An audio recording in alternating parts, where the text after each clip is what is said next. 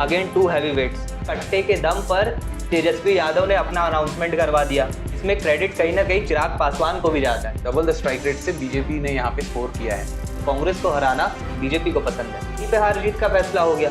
4 seats हमें NDA को जाते हुए दिख रही है। नीतीश जी दे रहे हैं तो मोदी की तरफ से भी क्या आ रहा है। इस पे चुनाव हार गई थी महागठबंधन। एलाई पार्टनर्स के लिए काफी इम्पॉसिबल हो जाता है। जेडीबी सीधा नीतीश पर हमला नहीं कर रही है। ये नहीं एक्सपेक्ट कर सकते कि भाई 60 सीट्स हमें मिल जाएं। तब मैच बना हुआ है। आरजेडी यहाँ पे ऑलमोस्ट सैचुरेट हो चुकी है। सवाल बनता है जनसुराज का। कांग्रेस के पास यहाँ पर रूम ऑफ इम्प्रूवमेंट बात है मिडिल ऑर्डर और लोअर ऑर्डर। आरजेडी और कांग्रेस हैवी लिफ्टिंग करे। ये कॉन्टेस्ट को काफी मजेदार बना देता है क्योंकि Jan Suraaj is the only constant in Bihar. Opening partnership यहाँ पर खत्म हुई। नमस्कार, स्वागत है आपका पॉवर पॉलिटिक्स में। मैं हूँ योगेश, मेरे साथ है विनीत। बिहार में 6 नवंबर को 121 सीटों पर वोटिंग होनी है। हर सीट पे माहौल गर्म है। बीजेपी हो या आरजेडी, कांग्रेस हो या जेडीयू, हर कोई एक दूसरे को नॉकआउट करने में लगा हुआ है। इसीलिए आज बिहार इन नंबर्स में हम डिकोड करेंगे strike rate theory. Vineet, 4 heavyweights BJP, RJD, JDU और कांग्रेस क्या हैवी लिफ्टिंग कर पा रहे हैं? राइट। सो इसको समझने के लिए हम समझते हैं कि स्ट्राइक रेट्स क्या रहे हैं इनके 2020 के चुनाव में। तो 2020 के चुनाव में हम देखें तो जेडीयू और आरजेडी करीब 71 सीटों पे आमने सामने थे, जिसमें से जेडीयू 21 सीटें जीत पाई थी और आरजेडी 48 सीट्स पे। 68% के स्ट्राइक रेट से 48 सीट्स आरजेडी जीत पाई थी यहाँ पे। बेहद शानदार स्ट्राइक रेट यहाँ पर नजर आ रहा है आरजेडी का 68%। राइट। इसमें क्रेडिट कहीं ना कहीं चिराग पासवान को भी जाता है, क्योंकि वो जेडीयू को हराने के लिए पिछले चुनाव में निकल पड़े थे, जिसका फायदा आरजेडी को मिला। राइट। और नेक्स्ट हम बात करेंगे जेडीयू वर्सेस आईएनसी। ये 28 सीटों पे आमने सामने थे, जिसमें से 17 सीटें जेडीयू जीती और 10 सीटें कांग्रेस। यहाँ पे भी आप देखेंगे जेडीयू काफी बढ़त बना चुकी थी कांग्रेस के ऊपर। फिर हम बात करते हैं बीजेपी वर्सेस आरजेडी की, जो 61 सीट्स पे आमने सामने थे और इस 61 में से 38 सीट्स बीजेपी जीती थी और आरजेडी 21 सीट्स पे रह गई थी। यहाँ पे आप देखेंगे वोट स्ट्राइक रेट का डिफरेंस तो almost double the strike rate से बीजेपी ने यहाँ पे स्कोर किया है। आरजेडी का यहाँ पे 34% स्ट्राइक रेट देखने मिल रहा है। 61 सीट्स में से 21 जीती थी, जबकि BJP nearly double 62% strike rate के साथ 38 सीट्स। पिछले इलेक्शन में हमने देखा था कि अकेले हैवी लिफ्टिंग आरजेडी ही कर रहे थे महागठबंधन के लिए, जो उन्होंने 10 लाख नौकरी देने का वादा किया था। उसके बाद जो है थोड़ा सा माहौल पलटा और फिर भी वो बीजेपी से यहाँ काफी पीछे नजर आए। जी। नेक्स्ट हम बात करेंगे बीजेपी वर्सेस कांग्रेस की। वो 37 सीट्स पे आमने सामने थे और यहाँ पे बीजेपी करीब 80% स्ट्राइक रेट से 29 सीट्स में जीत दर्ज की थी और वहीं कांग्रेस ने सिर्फ 20% से करीब 7 सीटें जीतने में कामयाब रही थी। तो यहाँ पर बीजेपी कांग्रेस की जब भी फाइट देखी है हमने, इन चुनावों में भी वो दिखा है, तो आसान रहता है बीजेपी के लिए कांग्रेस को हराना। बीजेपी को ये जचता है कि उसके अपोजिशन में कांग्रेस रहे बजाय कोई रीजनल प्लेयर। तब थोड़ी सी मुश्किलें बीजेपी की बढ़ जाती है, लेकिन कांग्रेस को हराना बीजेपी को पसंद है, आसान है उसके लिए। अब हम इसको अगर ऐड अप करते हैं तो हम देखते हैं कि एनडीए को 115 सीट्स मिल जाती हैं और महागठबंधन को 86 सीट्स मिलती हैं, आरजेडी और कांग्रेस की सीट मिला के। तो यहाँ पे आप देखेंगे डिफरेंस काफ़ी वाइड है, 29 सीट्स का डिफरेंस है, जो कि निर्णायक बन जाता है जब आप चुनाव लड़ रहे हैं। तो ये निर्णायक भूमिका निभाता है ये 29 सीटों का डिफरेंस। 197 सीट्स पर चारों हैवीवेट सामने सामने थे 2020 में से। 197 में से 115 बीजेपी जेडीयू के पक्ष में और मात्र 86 कांग्रेस आरजेडी के पक्ष में। राइट। तो यहाँ पे ये जो 29 सीटें हैं, यही पे हार जीत का फैसला हो गया। राइट। यही ये तय हो गया कि किसकी सरकार बनेगी। बिल्कुल। अब हम आते हैं 2025 के सिनेरियो में। तो यहाँ पे हम 2 सिनेरियो में बात करेंगे। एक है एनडीए अगर अपने स्ट्राइक रेट को 5% से इंप्रूव करती है तो क्या होगा, और महागठबंधन अगर 5% से इंप्रूव करती है अपना स्ट्राइक रेट तो क्या होगा। एनडीए जो यहाँ पे 5% इंप्रूव करता हुआ दिख रहा है ऑन पेपर। राइट। क्योंकि उन्होंने अपना कास्ट कोलिशन भी इस तरीके का बनाया है, उसमें एससी है, महादलित है, ईबीसी है, ओबीसी है, अपर कास्ट है, एक रेनबो कास्ट कोलिशन है। एलजेपी और उपेंद्र कुशवाहा जो पिछली बार अलग लड़ रहे थे, वो इस बार वापस से एनडीए का हिस्सा है। तो कहीं ना कहीं ऑन पेपर नंबर्स के हिसाब से अगर हम देखें, मैथ्स के हिसाब से देखें, तो एनडीए प्लस अपना 5%। वोट शेयर बढ़ाते हुए दिखती। तो पहले हम एनडीए की बात करते हैं। तो एनडीए में जेडीयू और आरजेडी 58 सीट्स पे आमने सामने हैं, और अगर 5% से इम्प्रूव होके इस बार एनडीए का नतीजे रहते हैं तो जेडीयू 20 सीट पे जीत सकती है, और वहीं आरजेडी 37 सीट्स पे। ये जो फिगर आपने बताया 58 सीट्स पर इस बार जेडीयू और आरजेडी आमने सामने सामने। हैं, और अगर जेडीयू अपना स्ट्राइक रेट 5% से इंप्रूव करती है तो वो 58 में से 20 सीटें जीत सकती है, और आरजेडी का स्कोर रह सकता है 37 सीट। गैप नैरो होते हुए दिखेगा आपको। यहाँ पे 17 सीटों का गैप है, वेराज आपको इस 2020 के चुनाव में यहाँ पे 27 सीटों का गैप था। तो ये गैप वहाँ पे क्लोज इन होते हुए दिख रहा है, जेडीयू को थोड़ा फेवरेबल होते हुए दिख रहा है। और जेडीयू वर्सेस कांग्रेस कॉन्टेस्ट हम देखें तो करीब 23 सीटों में वो आमने सामने हैं इस बार, और 15 सीटें जेडीयू जीतते हुए दिख रही है और 7 सीटें कांग्रेस जीतते हुए दिख रही है। बीजेपी आरजेडी की बात करें तो 49 सीट्स पे आमने सामने हैं। यहाँ पे 33 सीट बीजेपी ला सकती है, और आरजेडी 14 सीट्स पे रह जाएगी। Again two heavy weights, 49 seats पर आमने सामने। यहाँ पर पिछले चुनाव में हमने देखा था ये दोनों 61 सीट्स पर आमने सामने थी, जिसमें 62% स्ट्राइक रेट के साथ बीजेपी को बढ़त थी। इसमें अगर 5% और इंप्रूव होता है तो 33 सीट्स के साथ बीजेपी यहाँ पर भी आगे रहती है, और जो ये टैली है आरजेडी की वो 21 से घट के 14 पे आ जाएगी।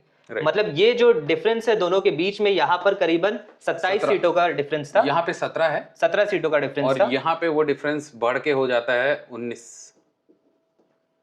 19 सीटों का, क्योंकि एनडीए यहाँ पर इंप्रूव कर रही है। 5% स्ट्राइक रेट एनडीए का इंप्रूव हुआ है। पर बीजेपी की तरफ से हम देख रहे हैं जो हैवी लिफ्टिंग करते नजर आ रहे हैं स्टार प्रचारक प्रधानमंत्री मोदी, उनकी आप लगातार सभाएं देखेंगे तो जंगल राज पे निशाना साधने का, आरजेडी पे निशाना साधने का कोई मौका नहीं छोड़ते हैं। बिल्कुल। अभी इस बार भी हमने देखा लगातार वो आ रहे हैं और बिहार की सबसे भ्रष्ट पार्टी आरजेडी को बता रहे हैं।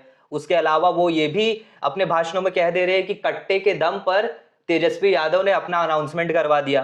तो इस तरीके की बातें, इस तरीके के जो जंगल राज के रेफरेंस दे करके जो आरजेडी का टेन्योर था उसको याद दिलाने की कोशिश यहाँ पर बीजेपी कहीं ना कहीं कर रही है। अपने जो काम है 20 साल के वो भी वो सर्टली बताते चलते हैं कि हम डीबीटीज कर रहे हैं और नीतीश जी दे रहे हैं, तो मोदी की तरफ से भी क्या आ रहा है वो भी अपने भाषणों में उसका जिक्र करते हैं, लेकिन आरजेडी उनका प्राइम फोकस है। बिल्कुल। फिर अगर बीजेपी और कांग्रेस की बात हम करते हैं तो करीब 31 सीटों पे वो आमने सामने हैं, और इसमें से बीजेपी 26 सीटें और कांग्रेस 5 सीटें जीतते हुए दिख रही है। एनडीए अगर इंप्रूव करती है तो कांग्रेस को और नुकसान होगा। यहाँ पर बीजेपी और कंसोलिडेट करेगी, और फिर वही बात कि बीजेपी वर्सेस कांग्रेस में बीजेपी का फायदा। राइट। तो अगर इसको फिर हम क्यूमुलेट करते हैं तो इन नंबर्स को अराउंड 94 सीट्स यहाँ पे, इन 161 सीटों में से 94 सीट्स हमें एनडीए को जाते हुए दिख रही है, और महागठबंधन को करीब 63 सीट्स आते हुए दिख रही है। 94 95 कह लीजिए, और यहाँ पे 63 64 सीट्स। तो यहाँ जो गैप है फिर से वही 30 करीब सीट्स का गैप यहाँ पे दिख रहा है, जो पिछले चुनाव में भी था, और ये गैप भर पाना एलाई पार्टनर्स के लिए काफी इम्पॉसिबल हो जाता है टू विन एन इलेक्शन। तो ये गैप यहाँ पे भी बना हुआ है, तो ये क्लियरली दिखता है कि इस सिनेरियो में एनडीए इजीली गवर्नमेंट बना कंफर्टेबल बढ़त है, और चुनाव की हार जीत का फैसला जो है वो यहीं पर हो जाएगा। जैसे पिछले चुनाव में भी हम देखते हैं कि 115 और 86 जो सीटें थी, जब ये चारों हैवीवेट सामने सामने थे तो करीबन 30 सीटों का डिफरेंस था, और यहीं पे चुनाव हार गई थी महागठबंधन। यही अगर इस बार भी होता है, 25-30 सीट का अगर डिफरेंस रहता है, यहीं पे चुनाव का फैसला हो जाएगा।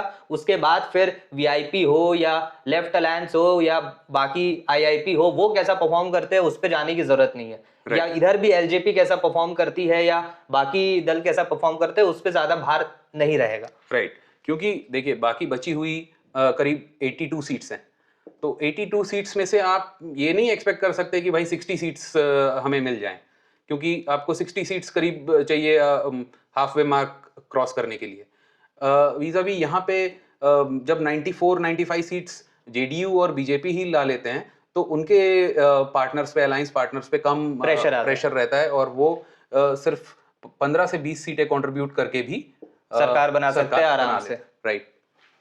तो ये एक सिनेरियो है। दूसरा सिनेरियो जहां पे महागठबंधन 5% से अपना स्ट्राइक रेट इंप्रूव करती है, तो महागठबंधन अगर इंप्रूव करती है तो जेडीयू को 14 सीटें आते हुए दिख रही है और आरजेडी 42 सीट्स क्लियर एक बड़ा बढ़त यहाँ पे बनाते हुए दिख रही है आरजेडी जेडीयू के खिलाफ। जेडीयू के खिलाफ एक, क्योंकि इस बार हम देख रहे हैं एक फटीग फैक्टर भी नीतीश के इर्द गिर्द जो है गढ़ने की कोशिश की जा रही है कि वो मेंटली अनवेल है और अब वो लीड नहीं कर सकते।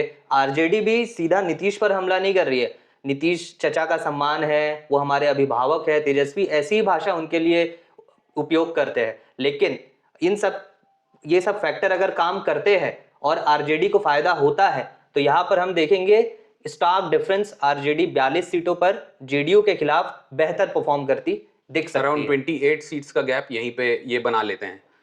फिर जेडीयू और कांग्रेस की फाइट्स की अगर बात करें तो यहाँ पे जेडीयू 13 सीट्स पे और कांग्रेस 9 सीट्स पे जीत सकती है। कांग्रेस भी इस बार जो है वो तगड़ी फाइट दे रही है, तगड़ी फाइट क्या, बेटर प्रिपेयर्ड है कह लो, राइट, तैयारी के साथ चुनाव लड़ रही है और जो भी उनके काम है अति पिछड़ा वर्ग को लेकर के, ईबीसी को लेकर के वो कर रही है, राइट, लगी हुई है लंबे समय से। हम ये मान सकते हैं कि पिछले चुनाव के कंपैरिजन में कांग्रेस इस काफी बार बेटर है, काफी बेटर स्टैंडिंग में है, अपने अलायंस पार्टनर को मदद एक्सटेंड कर सकती है।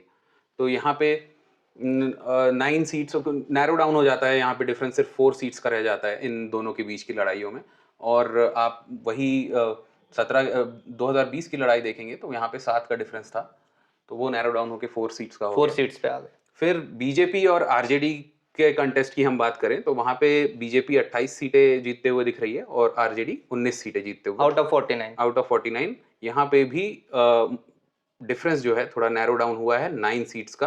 वेरएज आप पिछले चुनाव की बात करते हैं तो 17 का डिफरेंस यहाँ पे था।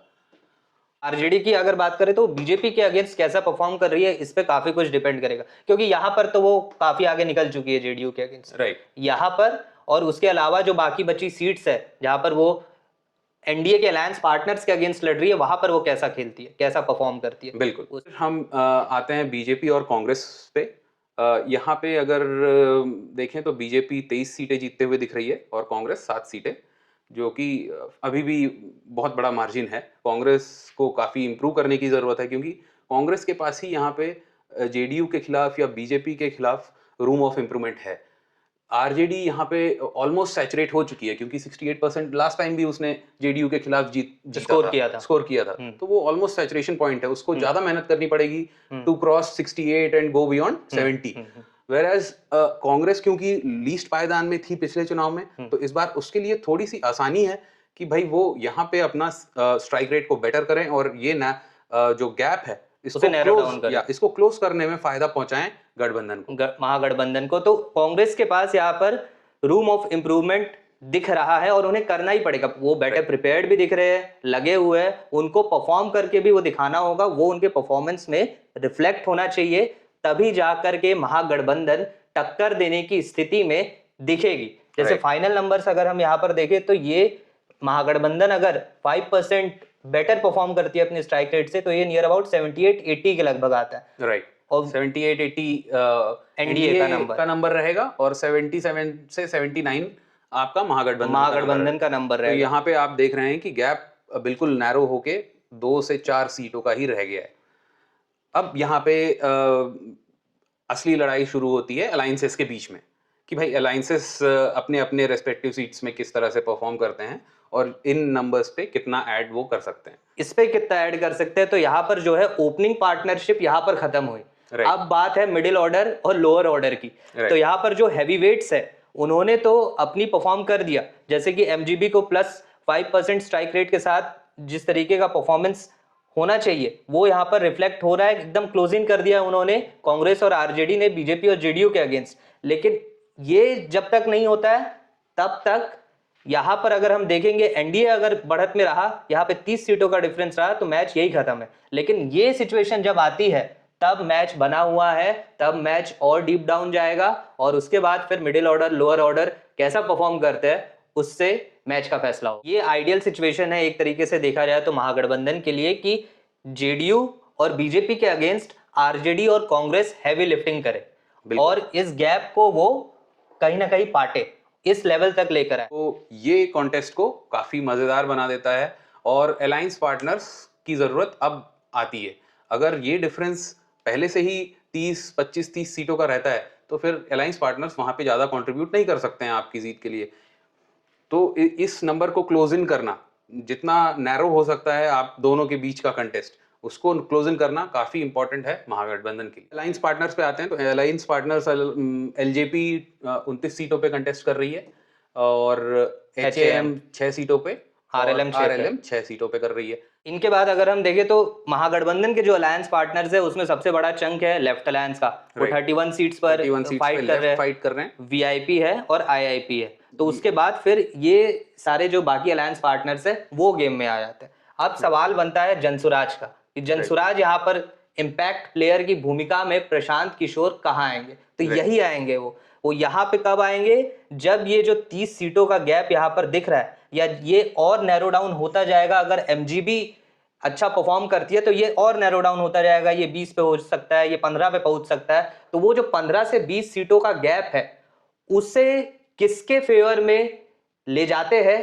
किसके फेवर में वो सीटें जाएगी, ये प्रशांत किशोर तय करेंगे। वहां पर वो सबसे ज्यादा इंपैक्ट डालेंगे। राइट। इन दोनों की लड़ाई में जितना ये मार्जिन नैरो हो सकता है उसके पीछे प्रशांत किशोर की जनसुराज का अहम रोल रहेगा। जनसुराज का बड़ा हाथ रहेगा क्योंकि Jan Suraaj is the only constant in Bihar. Right. वो 238 सीट्स पर लड़ रहे हैं, बाकी तो अपनी लिमिटेड सीट्स पर लड़ रहे हैं। लेकिन ये जो गैप क्लोजिंग करना है दोनों हैवीवेट्स के बीच, जेडीयू बीजेपी वर्सेस आरजेडी और कांग्रेस के बीच जो गैप क्लोजिंग करना है, उसमें जनसुराज एक इंपैक्ट प्लेयर के तौर पर उभरेगा। वहां पर उसका क्रूशियल रोल होगा। ये थी स्ट्राइक रेट थ्योरी जो हमने बिहार इलेक्शन के लिए आपके लिए डिकोड करके बताई। 2 सिनेरियोज हमने रखे जहां पर एनडीए 5% स्ट्राइक रेट अगर अपना बेटर करता है तो ये 30 सीटों का डिफरेंस जो 2020 में था वो बनाए रखेगा और कंफर्टेबल मेजॉरिटी के साथ सरकार बना लेगा। लेकिन महागठबंधन अगर